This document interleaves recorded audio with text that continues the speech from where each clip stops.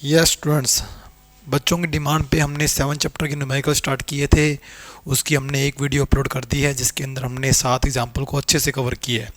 अब जो बचे हुए एग्जाम्पल्स है और अनसॉल्व क्वेश्चन है उसको इस वीडियो में देखते हैं। आपके स्क्रीन के ऊपर क्वेश्चन नंबर 8 आया हुआ है। मैं क्वेश्चन रीड कर देता हूँ। कह रहा है कि एक साइनोसॉइडल जो वेव है उसकी पीक वैल्यू दे रखी है।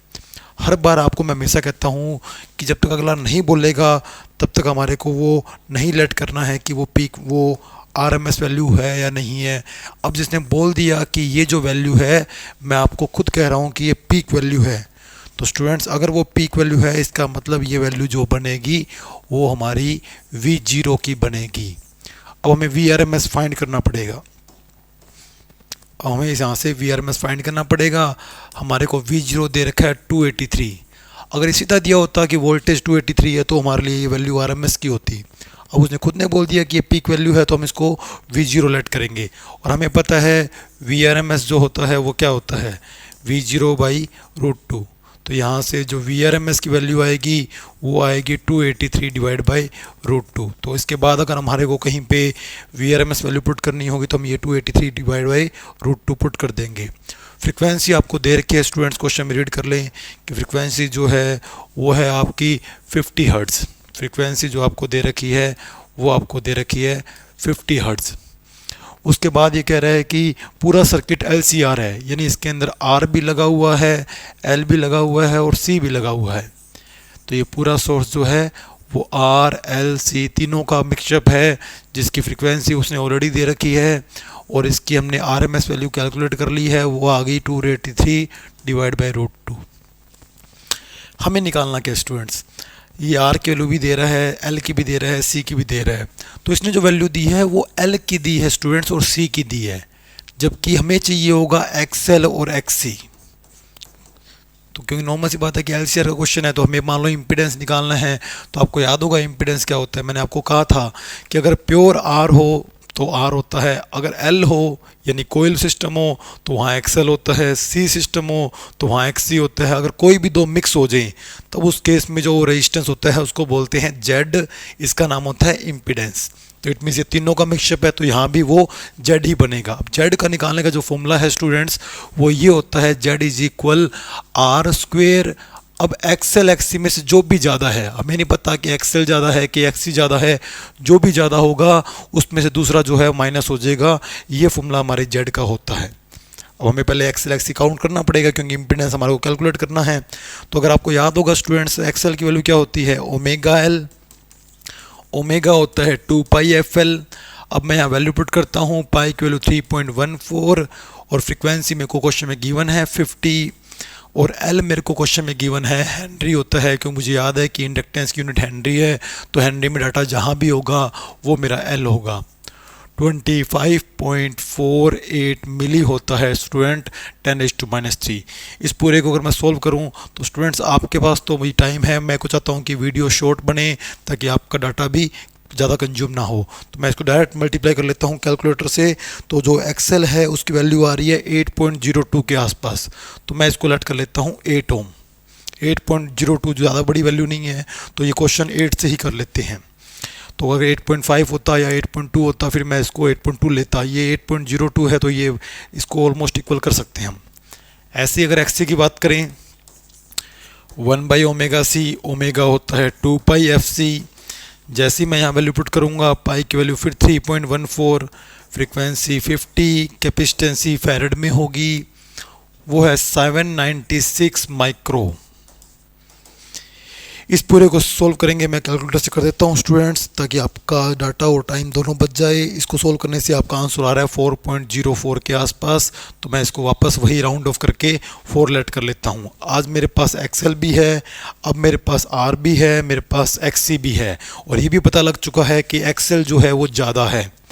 अब मुझे ये भी दिख रहा है कि XL XC में से मेरे XL की वैल्यू ज़्यादा है, तो मैं XL में से XC माइनस कर लेता हूँ। 8 - 4 वो आ गया 4 ओम। अब जो इम्पीडेंस का फॉर्मूला है स्टूडेंट्स वो क्या है याद करो, वो है रूट में R²। R कितना है स्टूडेंट 3। R कहाँ दे रखा है 3 दे रखा है। XL कितना है 8, XC कितना है 4।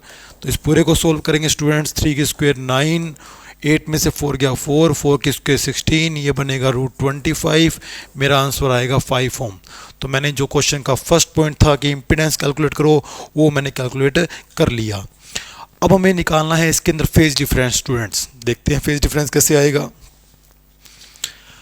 तो अगर आपको याद हो कि यहाँ होता है R 90 आगे होता है XL 90 पीछे होता है XC, इन दोनों में से जो ज़्यादा होगा रिजल्टेंट वहाँ जाएगा। इस क्वेश्चन में XL ज़्यादा है और इन दोनों का जो रिजल्टेंट है वो आपका इम्पीडेंस है, जिसको आपने कैलकुलेट कर लिया कि 5 है, ये 3 है और ये XL माइनस XC, ये वेक्टर यहाँ शिफ्ट हो सकता है, इसकी वैल्यू 4 है।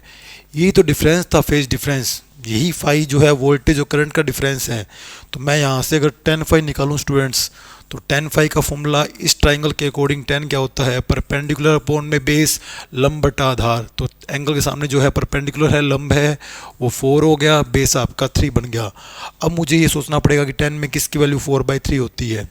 तो मुझे याद आ रहा है कि मैंने वेक्टर चैप्टर में 11th क्लास में पढ़ा हुआ है कि 3, 4, 5 का अगर राइट एंगल ट्राइंगल बनता है तो 5 और 3 के बीच में एंगल बनता है 53 और दूसरा एंगल बनता है 37।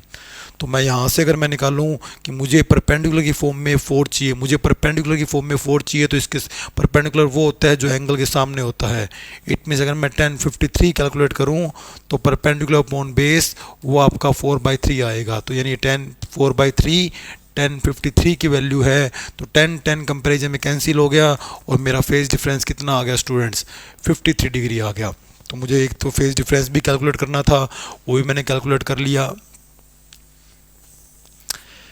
अब कहता है पावर, और हमें निकालना है पावर फैक्टर।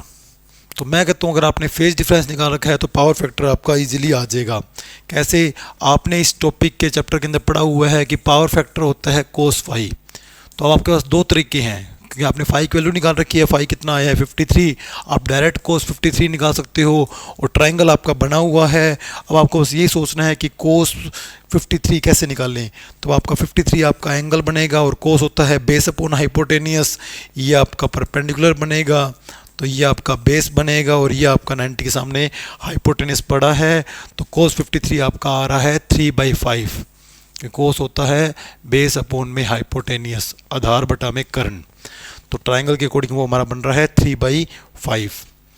अब हमें एक चीज़ और निकालनी थी, पावर फैक्टर। अगर आपको पावर फैक्टर निकालिए, सॉरी पावर फैक्टर आपको इससे नहीं निकालना, तो पावर फैक्टर का फॉर्मूला और होता है स्टूडेंट, वो भी बता देता हूँ, R/Z। तो रेजिस्टेंस कितना है 3 और Z इम्पीडेंस हमारा कितना आया 5।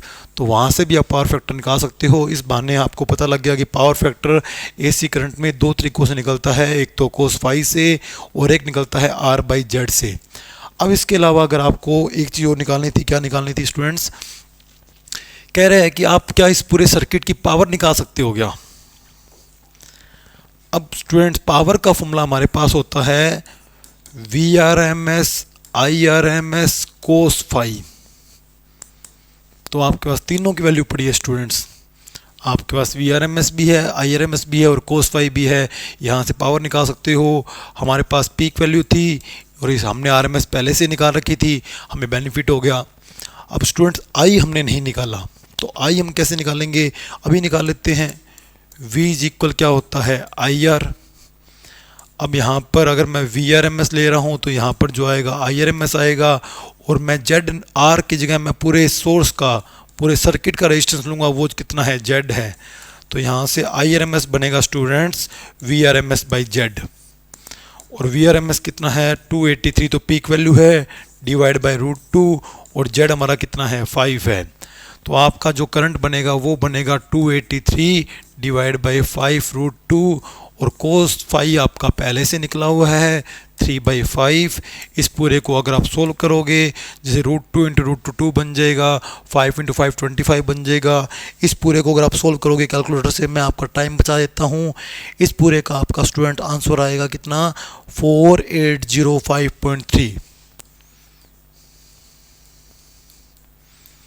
वोट। ये आपका स्टूडेंट क्वेश्चन हो चुका है।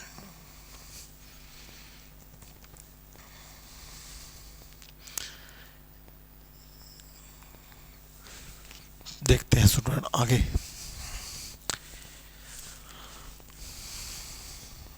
नेक्स्ट क्वेश्चन देखते हैं। नेक्स्ट क्वेश्चन क्या कहता है, suppose the frequency of the source in the previous example can be varied. अगर मान लो जो पिछला क्वेश्चन आपने किया है, पिछले क्वेश्चन में अगर आपकी फ्रीक्वेंसी जो है वो अगर चेंज हो रही हो, तो आप बता सकते हो कि किस फ्रीक्वेंसी पे वो आपका एलसीआर सर्किट जो है वो रेजोनेंस की कंडीशन में काम करेगा। तो स्टूडेंट्स आपको याद होगा कि रेजोनेंस फ्रीक्वेंसी जो होती है उसका फॉर्मूला होता है 1/2 पाई रूट में एलसी, क्योंकि रेजोनेंस की कंडीशन क्या होती है, एक्सएल इक्वल है एक्ससी के। ये जरूर याद रखना, इस बार क्वेश्चन आ सकता है, what is the necessary condition for resonance. तो जो रेजोनेंस की कंडीशन है स्टूडेंट्स वो याद रखना, एक्सएल इक्वल एक्ससी। वहीं से ये फॉर्मूला बना है, एक्सएल होता है ओमेगा एल, एक्ससी होता है 1/ओमेगा सी। ओमेगा दोनों एक तरफ ले लिए तो omega into omega omega square बन गया, और ये स्क्वायर वहाँ जाके रूट होगी। ये तो है एंगुलर फ्रीक्वेंसी, और ओमेगा होता है 2 पाई एफ। और अगर मैं यहाँ से फ्रीक्वेंसी कैलकुलेट करूँ तो स्टूडेंट वो मेरा फॉर्मूला बना है 1/2 पाई रूट में एल सी। तो मेरे को पाई की वैल्यू पता ही है 3.14, और एल और सी मेरे को पिछले ही क्वेश्चन से लेनी है। तो पिछले क्वेश्चन में मैं चेक कर लेता हूँ एल और सी कितना है। एल मेरे पास है 25.48 और सी मेरे पास है 796। 25.48 मिली, 796 माइक्रो। एक बार मैं वैल्यू दोबारा चेक कर लेता हूँ क्योंकि पिछले क्वेश्चन से लेनी है। 796 माइक्रो है और 25.48 मिली है।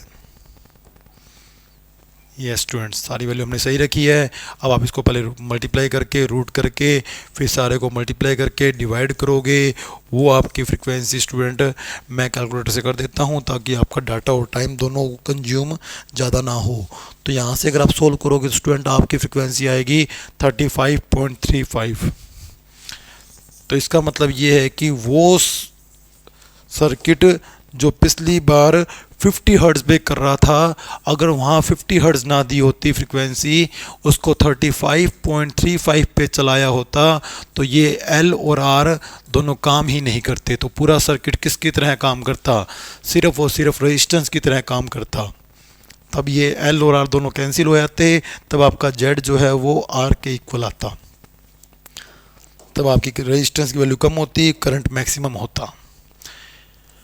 फिर कह रहा है कि अब आप इम्पिडेंस, मैं भी बोल के गया हूँ कि इस केस के अंदर जेड आपका किसके इक्वल होता है, आर के। तो आर किसके इक्वल था, 3 ओम के, तो जेड आपका आर के इक्वल होगा।